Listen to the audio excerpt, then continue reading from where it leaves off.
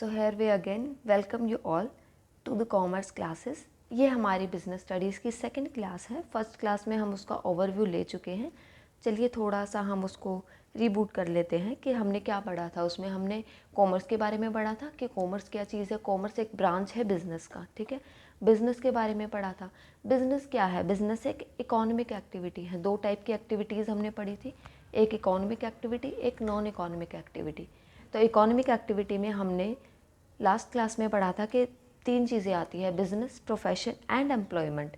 Business का meaning हमने पहले ही वीडियो में समझ लिया था, हम दोबारा क्लियर आउट कर लेते हैं। Business is an economic activity in which people earn money by sale or exchange of goods and services to earn profit on regular basis। ये हमारा मीनिंग था। मतलब आपको पता है कि एक इकोनॉमिक एक्टिविटी है। इकोनॉमिक एक्टिविटी वही होती है जिससे हम जो पैसे से रिलेटेड होती है।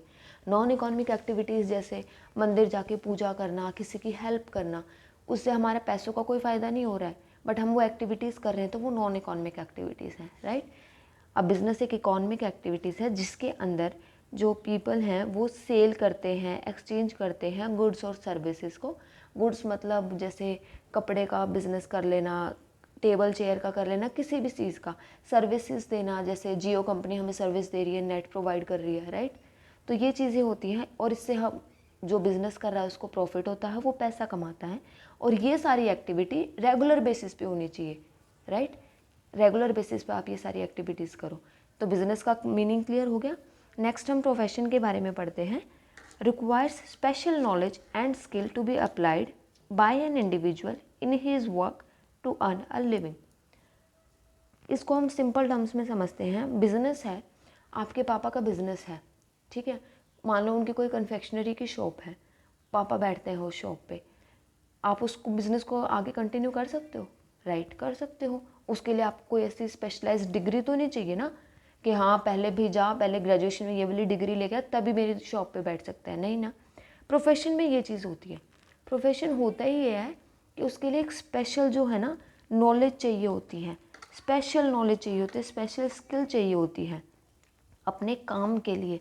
बिज़नेस जैसे मान लो कोई हॉस्पिटल कर लिया आपने, ओपन कर लिया, या फिर आप लॉयर बन गए, ठीक है। अब ये बिज़नेस है, मैं आपको बताती हूँ। आपने हॉस्पिटल ओपन किया, आप उसके ओनर हो, आप किसी के अंडर काम नहीं कर रहे हो, लेकिन आप बिज़नेस तो कर रहे हो। बट उस बिज़नेस में चेंज क्या है? बिज़नेस आपका है, आप दूसरों को सैलरी देते हो हॉस्पिटल में, राइट, आप डॉक्टर हो। उसमें एक कन्फेक्शनरी शॉप में और उस हॉस्पिटल में चेंज क्या है?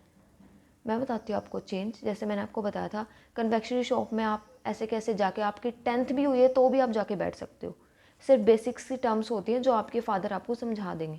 लेकिन आप मान लो आपके फादर डॉक्टर हैं और आप पढ़ाई कर रहे हो आर्ट्स की, आपने 12th आर्ट्स क्लियर कर लिया, और या फिर कॉमर्स ले लिया और ग्रेजुएशन भी आपने बीकॉम से कर ली, आप डॉक्टर बन सकते हो? नहीं बन सकते ना। तो यही चेंज है। बिजनेस तो दोनों ही है, वो पैसा दोनों ही कमा रहे हैं उससे, काम अपना दोनों ही कर रहे हैं। उसमें कोई भी कर सकता है बिजनेस में। प्रोफेशन में सिर्फ एक प्रोफेशनल, प्रोफेशनल हम उसे बोलते हैं जिससे किसी भी काम की नॉलेज हो, स्किल हो उसके पास उसे करने की, उसे हम प्रोफेशनल बोलते हैं। डॉक्टर एक प्रोफेशनल है, लॉयर एक प्रोफेशनल है, इंजीनियर एक प्रोफेशनल है, राइट। तो इसके लिए हमें स्किल्स मतलब कुछ अलग से हमें वो चाहिए होती हैं कि ये चीज़ सिर्फ पढ़ाई करके हम ही कर सकते हैं। गाइडलाइंस होती हैं इसमें, कोड ऑफ कंडक्ट होता है, let down by professional bodies, ठीक है। गाइडलाइंस क्या होती हैं? जैसे मैंने अभी आपको बताया, अगर आपको डॉक्टर बनना है तो आप मेडिकल लीजिए, अपनी स्टडीज़ कंप्लीट कीजिए, और जो जैसे बार काउंसिल है या फिर मेडिकल काउंसिल है इंडिया का, जैसे एमबीबीएस बनने के लिए आपको स्टडी करना पड़ता है ना। एमबीबीएस बनने के लिए जो भी आप किसी भी इंस्टीट्यूट से सर्टिफिकेट लेते हो, राइट, तो वो चीज़ें हैं। कोड ऑफ कंडक्ट होता है। कोड ऑफ कंडक्ट क्या होता है? कोड ऑफ कंडक्ट ये होता है कि जैसे मान लो एक सर्टिफिकेट होना चाहिए आपके पास। कोड ऑफ कंडक्ट का मतलब प्रैक्टिस होनी चाहिए। आप डॉक्टर बन गए, आप, मैं किसी को जाके बोल दूँ मैं डॉक्टर, कोई मानेगा मेरी बात? नहीं। लेकिन मैं अपना एक कोड ऑफ कंडक्ट में उसको दिखा रही हूँ, अपना सर्टिफिकेट उसको दिखा रही हूँ, तो वो मानेंगे ना। तो यही चीज़ है। लॉयर्स के लिए होता है जैसे bar council of India, doctors के लिए होता है medical council of India, engineers के लिए अब आप करके कॉमर्स बीकॉम और आप इंजीनियर बनने चले जाओ, बन जाओगे? नहीं, उसके लिए आपको इंजीनियरिंग करनी पड़ेगी ना।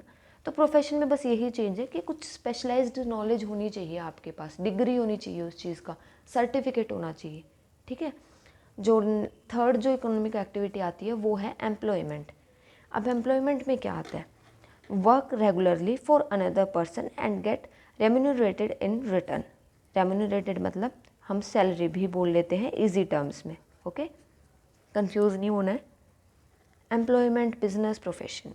एम्प्लॉयमेंट में हम क्या करते हैं कि हमने, जैसे मैं आपको बता रही थी कि आपने कॉमर्स लेके और बीकॉम कर लिया, अब आप किसी कॉरपोरेशन साइड में चले गए, एमएनसी में, बड़ी अच्छी कंपनी में आप जॉब कर रहे हो, किसी के अंडर ही जॉब कर रहे हो ना, ठीक है, वो आपको सैलरी देगा, तो इसे हम एम्प्लॉयमेंट बोलते हैं। जब हम किसी के अंडर किसी और के लिए काम करते हैं और उसके बदले में अपनी सैलरी लेते हैं या वेजेस लेते हैं। इसमें आती हैं दो चीज़ें, एक होता है एम्प्लॉयज़, एक होता है एम्प्लॉयर। एम्प्लॉयज़ कौन होते हैं, एम्प्लॉयज़ वो होते हैं जो काम करते हैं किसी और के अंडर, ठीक है, और एम्प्लॉयर्स क्या होते हैं, जो उनसे काम करवाते हैं, ठीक है। मान लो ओनर हो गया, या फिर जो मैनेजर्स हो गई, ओनर हो गया, ठीक है, मैनेजर्स हो गए, ये सारे हमारे एम्प्लॉयर्स हैं। जब भी आप किसी से काम करवा रहे हो तो आप एम्प्लॉयर बन गए। जो आपके अंडर काम कर रहे हैं ना, जैसे हमारे वर्कर्स होते हैं, लेबर होती है हमारी, वो हमारे एम्प्लॉयज़ हैं, ठीक है, ये हमारे एम्प्लॉयज़ हैं। तो यही दो चीज़ें जो मेन होती हैं एम्प्लॉयमेंट में, हमें सैलरी मिलती है, हम किसी के अंडर में काम करते हैं। अब जब हमने इन तीनों चीज़ों का मतलब समझ लिया है कि इनका मतलब क्या होता है, इनमें डिफरेंस, जो बेसिक डिफरेंस है वो हमने समझ लिया है। अब इनका जो हम डीप स्टडी करेंगे उसमें हम समझेंगे कि और क्या क्या चीज़ें इसमें डिफरेंट है, ठीक है। ये क्वेश्चन भी काफ़ी टाइम एग्ज़ाम में आता है कि डिफरेंस क्या होता है बिजनेस, प्रोफेशन एंड एम्प्लॉयमेंट में। तो ये मैं एक जो मतलब है, जो बेसिक टर्म्स है, जो इम्पॉर्टेंट है, वो चीज़ मैं आपके लिए लेके आई हूँ। आप इसका स्क्रीनशॉट भी ले सकते हैं। तो यहाँ पे जो इस साइड है ना, ये जो चीज़ें आप देख रहे हो, ये मैंने इसकी बेसिक जो डिफरेंस की जो टर्म है ना वो मैंने लिखी है। First one is commencement. Commencement एक नया वर्ड होगा फिर से आपके लिए। कमेंसमेंट का मतलब होता है किसी भी चीज़ को स्टार्ट करना, बिजनेस स्टार्ट करना, जॉब स्टार्ट करना। कमेंस मतलब न्यू स्टार्टिंग, ठीक है, इस चीज़ से आप समझ लीजिए। कमेंसमेंट का मतलब होता है न्यू स्टार्टिंग। बिजनेस कैसे स्टार्ट कर सकते हैं, कौन स्टार्ट कर सकता है बिजनेस, किसके ऊपर डिपेंड करता है, जो एंटरप्रेन्योर है, मतलब जो ओनर है, राइट, उसका डिसीजन होता है। एंटरप्रेन्योर मतलब हम ओनर भी बोल सकते हैं एक बेसिक टर्म में। तो जैसे मैंने आपको एग्जांपल दिया था, कन्फेक्शनरी की शॉप है, जो आपके पापा हैं वो आपके ओनर हैं उस शॉप के, तो वो डिसाइड कर सकते हैं आपको वो बिज़नेस करना है नहीं करना, वो आपको अपने बिज़नेस में बिठा सकते हैं, उनका डिसीज़न हो गया, ओनर का डिसीज़न हो गया ना। प्रोफेशन में किसका डिसीज़न होता है, कौन कर सकता है profession, profession completion of degree, certificate of practice. मतलब पहले तो आपके पास डिग्री कंप्लीट होनी चाहिए, राइट। जैसे मैंने आपको बताया था डॉक्टर बनना है तो उसके लिए MBBS या जो भी छोटे लेवल पे होते हैं ANM GNM, उनकी डिग्री होनी चाहिए। फिर उसके बाद प्रैक्टिस का सर्टिफिकेट भी होना चाहिए। आपने किताबी पढ़ाई तो कर ली, लेकिन वो प्रैक्टिकली भी आपको आना चाहिए। तो जैसे बोलते हैं ना, इंटर्नशिप पे भेज दिया या फिर आपको ट्रेनिंग पे भेजा है, ठीक है, तो उसका भी सर्टिफिकेट आपके पास होना चाहिए, तभी आप कर सकते हो। लास्ट एम्प्लॉयमेंट क्या होता है, सर्विस एग्रीमेंट। मतलब आपको अपॉइंटमेंट लेटर मिलता होगा ना कि आप जॉब पे आ जाओ, आप जॉब कर लो। आपको एक एग्रीमेंट करना पड़ता है कि हाँ मैंने जॉब ज्वाइन की है और ये लोग मुझे, मैं इनके लिए काम करूँगा और ये लोग मुझे हर महीने सैलरी देंगे। तो एक एग्रीमेंट हो गया ना आपके और एम्प्लॉय और एम्प्लॉयर के बीच में, राइट। ये दो चीज़ें मैंने आपको बताई थी, तो इनके बीच में एग्रीमेंट होता है।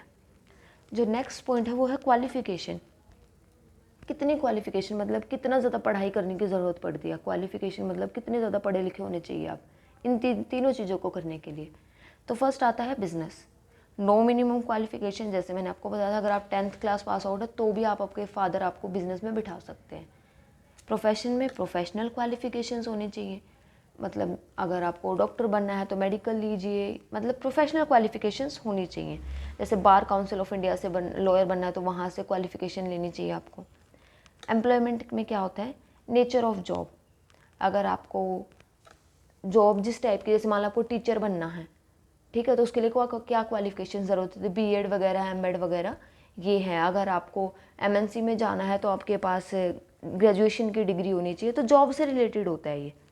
थर्ड आता है इन्वेस्टमेंट। इन्वेस्टमेंट क्या होता है, इसमें स्केल के ऊपर वो होता है, स्मॉल स्केल ऑफ बिजनेस है तो कम इन्वेस्टमेंट, ज़्यादा बड़ा बिजनेस है तो ज़्यादा इन्वेस्टमेंट, ठीक है। इसमें लिमिटेड कैपिटल, कैपिटल मतलब जो पैसा हम लगाते हैं किसी चीज़ को करने में, स्टार्ट करने में, कैपिटल वो होता है जो पैसा हम खुद से लगाते हैं। तो लिमिटेड कैपिटल, लिमिटेड कैपिटल मतलब एक फिक्स अमाउंट है। अगर आप MBBS कर रहे हो तो उसके पूरे प्रोसेस में आपको उसका कोर्स करने में 15 लाख रुपए लग गए।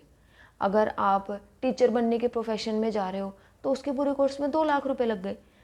अमाउंट तो चेंज हो रहा है पर वो लिमिटेड है कि वो कोर्स कर रहा था, आपको उतने ही पैसे देने हैं आपको उसके, ठीक है। बिजनेस की तरह नहीं है कि आप उसको बार बार बढ़ा भी सकते हो, चलो छोटा बिजनेस था आप इसको बढ़ा लेते और पैसे लगा लेते इसमें, राइट।